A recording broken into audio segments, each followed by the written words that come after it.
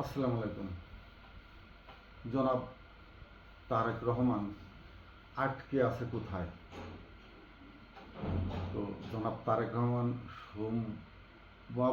স্বভাবতই ডাক্তার জুবাইদা রহমানের বেড়াজালে আটকে থাকার কথা, কিন্তু সেটা নয়। তিনি তার বাইরের জগতে এসে, রাজনীতিতে এসে কতটুকুন সীমাবদ্ধতার ভিতরে আটকে আছেন, বা কতটুকুন তার নজরদারির ভিতরে আছে, এই জায়গাটা একটু খোলসা করার প্রয়োজন। কারণ সামাজিক যোগাযোগ মাধ্যমে যেগুলো বলা হচ্ছে সেগুলোর সাথে তিনি কতটুকুন সম্পৃক্ত, আর আমারই বা অবজারভেশন কি, একটু বললে সুবিধা হয়। এর আগে আমি একটা ভিডিও বানিয়েছিলাম যে বিষয়টি নিয়ে তারেক রহমানকে অনুশোচনা করতে হবে। যেমন একবার ইয়াং জেনারেশনের কিছু লোকজনকে একেবারে রাতারাতি টেনে রাজ সিংহাসনে বসিয়ে দেওয়া, নুরুল হক নূর, ববি হাজ্জাজ, ইশরাক, জুনায়েদ সাকি, পার্থ এবং আরও ইয়াং জেনারেশনকে নিয়ে এসে, পার্থকে মন্ত্রিত্ব দেওয়া হয়নি, কিন্তু আরও যাদেরকে সামনে টেনে হুট করে নিয়ে এসে এমন একটি পর্যায়ে তুলে নিয়ে আসার পিছনে তার কতটুকুন রাজনৈতিক দর্শন কাজ করেছে সেটা নিয়ে একসময় নিজেই অনুতপ্ত হবেন। কারণ সময় তো বসে থাকবে না, অতীত কখনো বসে ছিল না। একসময় অতীত বর্তমান ছিল, আবার বর্তমানটা একসময় অতীত হয়ে যাবে। তখন তার নির্দিষ্ট কিছু ভুল বুঝতে পারবেন। নমিনেশন দেওয়ার সময় তিনি উপস্থিত ছিলেন না, কিন্তু এটা তো অনস্বীকার্য যে তিনি যে কোনোভাবেই হোক, ওই যে ভিডিও কলের মাধ্যমে যেভাবে মিটিং টিটিং করতেন, ওরকমভাবে তাদেরকে ফেস দেখেছেন, তাদের সাথে কথা হয়েছে, কথা বলেছেন। তারপরে অনুমোদন কমিটি যাদের দেওয়া ছিল তাদের কাছ থেকে সুপারিশ নিয়েছেন বা পার্সোনালভাবে জানতে চেয়েছেন, তারপরে নমিনেশন দিয়ে এমপি করে নিয়েছেন। কিন্তু যখন নির্বাচনের ভিতরে উনি আসলেন, নির্বাচন করলেন, তারপরে কাদেরকে মন্ত্রিত্ব দেওয়া হবে সেটা নিয়েও তার কিছুটা চিন্তা ভাবনা করতে হয়েছে বা করেছিল বলে মনে হয়। কিন্তু পরবর্তীতে যে কাজগুলো আরও হলো, যেমন ক্রিকেট বোর্ড হলো, মন্ত্রিপরিষদ গঠিত হলো বা আবার হতে যাচ্ছে, বড় ধরনের পরিবর্তন এটুকু দেখেছিলাম। সিনিয়র বেশ কিছু নেতাদেরকে উনি হয়তো বিশ্রামে রেখেছেন। ওটা হয়তো রাজনীতির কোনো কৌশল হতে পারে যে নূতন যাদেরকে দিয়ে পরীক্ষা, তাদের অ্যাটিটিউড বা মনোভাব জানার চেষ্টা করেছেন হয়তোবা। এখন শুনছি পুরানরা আসবেন, বাদ যাবেন কিনা জানি না। একজনকে হুট করে নিয়ে এসে এত তাড়াতাড়ি বাদ দেওয়াও সম্ভব না। রাজনীতিতে রাতারাতি এত বড় পরিবর্তন হয় না, হওয়া সম্ভব না। ক্রিকেট বোর্ড যাদেরকে নিয়ে, মানে মন্ত্রী সংসদ সদস্য তো গেলই, সেখানে যেমন কাদের ডেকে নিয়ে সংসদ সদস্য করা হলো সেটাও জাতি অত্যন্ত কঠিনভাবে অবজারভেশন করছে। তারপরে তার হাতে গড়া ক্রিকেট বোর্ড, আমি নাম দিয়েছিলাম আনন্দ ক্লাব, বা এগুলো কি বলবো, ভাসমান প্রমোত্তরীর মতো কাদের ওখানে ডেকে নিয়ে বসিয়ে দেওয়া হলো। তারপরে লাস্টে যেটা হলো, আপসীন দেশনেত্রী বেগম খালেদা জিয়ার স্মৃতি পদক 2026, এখানে কারা ঢুকলো? আপনারা যদি এই কয়েকগুলো কিছু লক্ষ্য করেন, দেখবেন একেবারে সেই বিএনপির ঘরোয়ানার একেবারে প্রত্যেকটা লোকই বিএনপির সাথে জুতোপ্রতভাবে জড়িত, এবং অর্ধেক লোক বিতর্কিত। যেমন তামিমদের মতো লোক কতটা নির্লজ্জ, বেহায়া, আরও অনেক আছে, আমি তামিমের কথা বললাম, মন্ত্রীতে নুরুল হক নূরদের কথা বললাম। এই যে এই ধরনের দ্বিচারিত্রিক ব্যক্তিত্বকে, এটা কি রাজনীতিতে বিএনপির আঙ্গিকে ধরে রাখার অপচেষ্টা, নাকি এদের হাতে দল জিম্মি? দলকে মুক্ত করবার জন্য যে মানসিক শক্তির প্রয়োজন ছিল জনাব তারেক রহমানের, আদতেই সেই শক্তি, পূর্ণ শক্তি কি ওনার ভিতরে আছে কিনা, বা প্রতিষ্ঠিত হয়েছে কিনা, বা ভবিষ্যতেও সক্ষম হবেন কিনা, নাকি তিনি যেটা মনে করছেন যে যে মানুষগুলো এই যে পরিস্থিতি, একবারে কয়েকজন মানুষই সব জায়গায়, একবার সর্বক্ষেত্রে, এই যে এমপি থেকে কিছু একটা বড় একটা অংশ, মন্ত্রীর বড় একটি অংশ, পুরো মন্ত্রীগুলাই, এবং ক্রিকেট বোর্ড, তারপরে এই যে ম্যাডামের উদ্দেশ্য করে যে পদক বিতরণ, একবার দেখবেন কয়েকজন লোক সব জায়গায়। এদের বাইরে কি জনাব তারেক রহমান কাউকে চেনেন না, নাকি নির্ভর করতে পারছেন না, নাকি যারা তাকে ঘিরে রেখেছেন তারাও শুধু এই কয়জন মানুষকে নিয়েই তাদের রাষ্ট্র পরিচালনার যে ক্ষমতা সেটা প্রয়োগ করতে চাচ্ছেন? এইটা নিয়েই সন্দেহ যে তারেক রহমান আসলে কোন অবস্থানে আছেন মানসিকভাবে, বা রাজনৈতিক দর্শনে, বা সে যে শক্ত হয়ে একটি পাকাপোক্ত অবস্থান করবেন রাষ্ট্রনীতিতে, রাষ্ট্র আইন প্রণয়নে, বা সংস্কার বিষয়ে তিনি যেভাবে কথা বলছেন যে সংস্কারের দাড়ি কমা সব বাস্তবায়ন করা হবে, কিন্তু তার নেপথ্যে সালাউদ্দিনের যে বাধা, এই জায়গাটাতে তার নিজস্ব স্বকীয়তায় যে চিন্তাধারা রাজনীতির উপরে প্রয়োগ করবা বা প্রভাব ফেলা তার দলের উপরে বা রাষ্ট্রের উপরে, সেই জায়গাটাতে কিছুটা হলেও মানসিকভাবে দুর্বলতার প্রকাশ দিচ্ছেন কিনা, এই জায়গাগুলো তার ভেবে দেখার সময় এখন। কারণ একেবারেই যেন কোথায় তিনি আটকে পড়েছেন। তার যে কার্যক্রম, যাদেরকে ঘিরে তিনি যাদেরকে পাশে রাখছেন, এদের ভিতরে উপদেষ্টাদের সাথে কোনো মিটিং হচ্ছে কিনা, বা সেই উপদেষ্টারাই বা কতটুকু, উপদেষ্টাদের বড় একটি অংশই বাইরের থেকে তার সাথেই ছিলেন, এবং তার নিরাপত্তাও যারা নিয়োজিত আছেন তারা অধিকাংশই বাইরেই ছিলেন।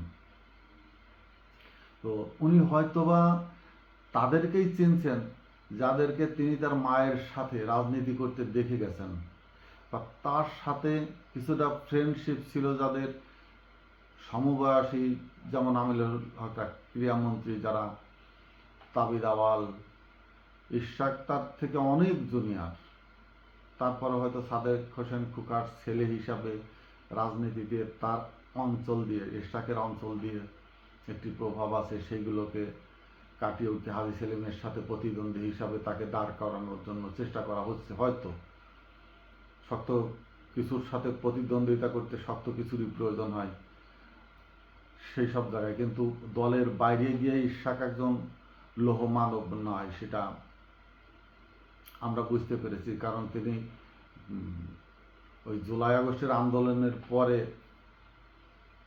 প্রশাসনিক ভবন, মেয়রের ঘরটার তালা মারছিলেন, তার আগে নাই। তার আগে তিনিও পুলিশের বাঁশি শুনলে দৌড়ের উপরে থাকতেন। তো যাক, সেগুলো প্রসঙ্গ। কিন্তু তারেক রহমান সাহেব যখন দেশে আসছেন, তার কাছে যারা উপদেষ্টা হিসাবে, উপদেষ্টার বাইরেও যারা তার রাজনৈতিক পরামর্শদাতা, হয়তো রিজভিকে রেখেছেন, বা আব্বাস সাহেব এখন দেশে নাই, বারো যারা আছে, এই রাজনৈতিক পরামর্শদাতারা কারা, কতটুকুন কোন পথে তাকে হাঁটানোর চেষ্টা করছেন, এই জায়গাটা কি তারেক রহমান নিজেই ওভারকাম করতে সক্ষম কিনা, কে কি বলছেন তুমি কি সেই শুনেই অন্ধবিশ্বাসের উপরে সিদ্ধান্ত নিচ্ছেন, নাকি শোনার পরে তিনি জাস্টিফাই করছেন যে কে কোন কথা বলল, কে কোন তথ্য দিল, কোন দিক থেকে সঠিকভাবে পরামর্শ দিচ্ছে, নাকি তাকে সঠিক আলোর পথে নেওয়ার পরিবর্তে তাকে আস্তে আস্তে আস্তে আস্তে করে অন্য পথে হাঁটানো শেখাচ্ছে। এই অবজারভেশনের জায়গাটা তিনি কাকে দিয়ে পুরা করছেন? শেখ হাসিনার শক্তিশালী এসটিমাম সহ আরও যারা দরবেশ টরবেশ খুব শক্তিশালী পয়সাওয়ালা এবং ব্রেনে কিছু মাল ছিল তার পাশে, কিন্তু ব্রেনি মালগুলো শেখ হাসিনার কাছে এতটা বিশ্বাস হয়ে পড়েছিল যে তারা যেটা যা করতো শেখ হাসিনা অন্ধবিশ্বাসেই তাদের কথা মেনে নিতেন, যার জন্য শেখ হাসিনার ভরাডুবি। একজন রাজনৈতিক পরিচালকের পরামর্শদাতা থাকতে পারেন, উপদেষ্টা থাকতে পারেন, কিন্তু সেই উপদেষ্টার সমন্বয়ে যে তথ্য, সেটার সত্য মিথ্যা নিগূঢ় তত্ত্ব এবং তার প্রতিফলন কি হবে মাঠে অ্যাকশন নিতে গেলে, সেই জায়গাটা জাস্টিফাই করার ক্ষমতা থাকতে হবে একজন নেতার, একজন তারেক রহমানের না, একজন নেতার। একজন যে কোনো মানুষ সেই নেতা হওয়ার যোগ্যতা রাখে না। হয়তো পারিবারিকভাবে যদি কিছু পেয়ে থাকেন সেই সুবিধাটি সে পেয়েছেন, কিন্তু সেই জায়গাটাতে তিনি পর্যবেক্ষণ করেছেন অন্তত বাবার সময় না পেলেও মায়ের সময়টা, যে রাজনৈতিক কোন বিশ্বাসের উপরে ভিত্তি করে শক্তিশালী প্রতিষ্ঠানে অবস্থান করে, কারা কারা ব্যবসায়িক উদ্দেশ্যে আসছে, কারা কারা চাঁদাবাজের উদ্দেশ্য আসছে, কারা কারা সাম্রাজ্যবাদী আধিপত্য বিস্তারের উদ্দেশ্যে আসছে, কারা কারা প্রকৃত পক্ষেই দেশের উন্নয়নের স্বার্থে তার সাথে সঠিক কথা বলে সঠিক পথ দেখাচ্ছে, এই জায়গাগুলো নিখুঁতভাবে বুঝবার মতো নেতার বৈশিষ্ট্য থাকা প্রয়োজন। এখানে ছোট্ট একটি জিনিস আমি যোগ করতে চাচ্ছি, সেটা হলো যে কোনো একজন মাল্টিপারপাস ব্যবসায়িকের কথাই বলি বা মাল্টি গ্রুপ অফ ইন্ডাস্ট্রিজের যারা শিল্পপতি থাকেন, যারা মাসিক মিটিং করেন বিদেশে যাদের ব্যবসা আছে বড় বড় প্রতিষ্ঠানের, এখন একজন মালিক গোল মিটিংয়ে বসছেন, বসে তিনি যা বলে যাচ্ছেন সবাই যা হাস আর যে সব তেল মেরে মেরে টেবিল চাপড়িয়ে মৃদু হেসে মাথা ঝাঁকিয়ে লেজ ঝাঁকিয়ে বিভিন্নভাবে তার প্রশংসায় মত্ত এবং তার অনুগত্য প্রকাশ করছেন। এদের ভিতরে কিছু চাটুকার আছে, চামচা আছে, স্বার্থন্বেষী আছে, মানে আনুগত্য শিকারটাও অনেকটা তোষামোদের মতোই হয়ে পড়ে। কিন্তু ওই শিল্পপতির যদি ভালো পর্যবেক্ষক পাওয়ার থাকে, পর্যবেক্ষণ শক্তি থাকে ভিতরে, তিনি যদি খেয়াল করেন যে না আমার 10টা সিদ্ধান্তের ভিতরে 2টা 3টা সিদ্ধান্তর ব্যাপারে কেউ দাঁড়িয়ে কথা বলেছে এবং সেটা উচ্চবাচ্যের পর্যায়েও যদি চলে যায়, এবং তিনি যদি অত্যন্ত ধৈর্যশীল এবং অবজারভার পাওয়ার রাখেন, অবজারভেশন পাওয়ার তার ভিতরে থাকে, তিনি ওইটা জাস্টিফাই করতে পারেন যে আমি সিদ্ধান্ত নিয়েছিলাম, ওই লোকটি দাঁড়িয়ে এই ধরনের কথা বলেছে এবং সে এই ধরনের লজিকও দিয়েছে যে এইটার পরিবর্তে এই হতে পারে বা এই ধরনের এইটা হতে পারে। নিজের সাথে বোঝাপড়ার মাধ্যমে যদি সিদ্ধান্ত নিতে পারে, তাহলে ওই কর্মচারীটাকে যদি তোষামো দিতে পছন্দ করে চামচামি, তাহলে তো বলবে যে তুমি চলে যাও, তোমাকে আর দরকার নেই। কিন্তু যিনি জ্ঞান লুব্ধ চতুর্দর্শী বুদ্ধিমান একজন মানুষ হলে তিনি তাকে ওইভাবে ফেলে দিবেন না, তিনি জাস্টিফাই করবেন, বুঝবেন, নিজে বোঝার চেষ্টা করবেন। শুধু সবাইকে বোঝানোর চেষ্টা করাটাও এক ধরনের রোগ, আবার যে যা বলল সেইটা মেনে নিয়ে ওটাও এক ধরনের রোগ, দুইটাই রোগ। কিন্তু পারস্পরিক সমঝোতা একটি সঠিক পথে আগানো, সেটা বুদ্ধিমানের কাজ। তো তারেক রহমানের সাথে যারা আছে, যদি কেউ দাঁড়িয়ে এ ধরনের কোনো বক্তব্য বা কথা বলে থাকেন, এর আগে একবার আমার মনে আছে তিনি ভার্চুয়ালি একটি মিটিং করছিলেন স্থায়ী কমিটির সাথে, তো সেখানে ডক্টর খন্দকার মোশাররফ হোসেন বেশ জোরালোভাবেই বলেছিলেন যে আপনি যেটা বলছেন এবং বাংলাদেশ বর্তমান প্রেক্ষাপট এক নয়, অর্থাৎ তার কাছে সঠিক তথ্য যাচ্ছিল না, চামচারা তোষামতকারীরা তাকে ভুল বোঝাচ্ছিল, ভুল বুঝিয়ে বাংলাদেশে থাকা রাজনীতিবিদদের উপর অন্য ধরনের একটি প্রেশার ক্রিয়েট করার চেষ্টা করছিলেন, হয়তো তিনি এই কথাটি বলেছিলেন, আমার স্পষ্ট মনে আছে। তো সেই সিচুয়েশনটা তিনি সত্যটা তাকে দেওয়ার চেষ্টা করেছিলেন। ডক্টর মোশাররফ হোসেন তারেক জিয়ার হাতের বিএনপির সদস্য রেকর্ডিং, এবং তিনি অত্যন্ত শক্তিশালী দর্শনভিত্তিক একজন রাজনীতিবিদ। ম্যাডাম খালেদা জিয়াকে কখনো অন্যভাবে গাইডলাইন দিয়ে অন্যভাবে তাকে রাজনীতিতে দুর্নাম হোক, দলের দুর্নাম হোক, সরকারের দুর্নাম হোক, এ ধরনের বদনাম বা তার আর্থিক লেনদেন নিয়েও এখনো কোনো প্রশ্ন ওঠেনি তাকে নিয়ে। তো তারা যখন কথা বলবেন সে কথাটা নিয়ে চিন্তা ভাবনা করার সুযোগ আছে। তো এই ধরনের কথা কিন্তু কিছু কিছু নেতা আছে, কিছু তো বলবেনই না, বরং সে কি ধরনের কথা বলল ওইটা হ্যাঁ হ্যাঁ জি স্যার করে করে সরে এসে পিছনে এসে অন্যভাবে, অর্থাৎ তিনি যে তারেক জিয়ার সাথে কথা বলেছেন সেটাকে তার পারফরমেন্সের ভিতরে নিয়ে এসে কীভাবে লাভবান হওয়া যায় সেই চেষ্টাটা করবেন।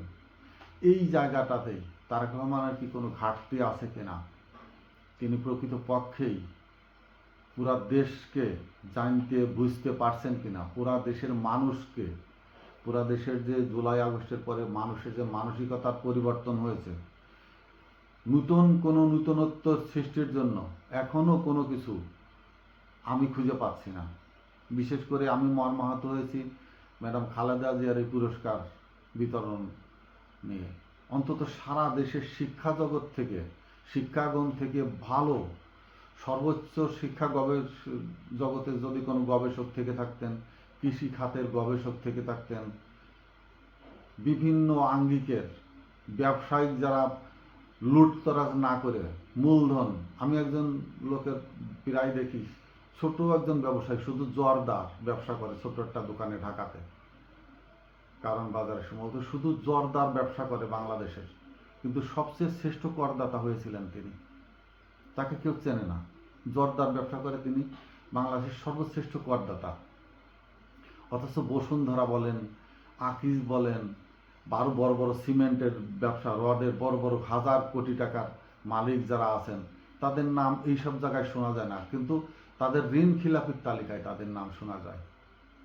তো প্রকৃতপক্ষে দেশপ্রেমিক আদর্শবান দেশের মানুষ কারা? ম্যাডাম খালেদা জিয়ার মতো এই ধরনের মানুষ খুঁজে তো বের করার প্রয়োজন ছিল, কিন্তু তার বাইরে না গিয়ে এই যে সেই গণ্ডির ভিতরে সেই গুটি কতক মানুষকে সব জায়গায় সেই কুমিরের মতো একটা ছাগলকে মুখে নিয়ে বারবার বারবার ডুব দিয়ে উঠে আসা, কেন যেন মনে হচ্ছে তারেক রহমান একটি সীমাবদ্ধ ভিতরে বা একটি নির্দিষ্ট পরিধির ভিতরে আটকে গেছে, তার বাইরে তার দর্শন, তার জ্ঞান, তার চোখের জ্যোতি কেন নিক্ষিপ্ত হচ্ছে না, তিনি কেন প্রকৃতপক্ষে মানুষকে খুঁজে বের করতে পারছেন না।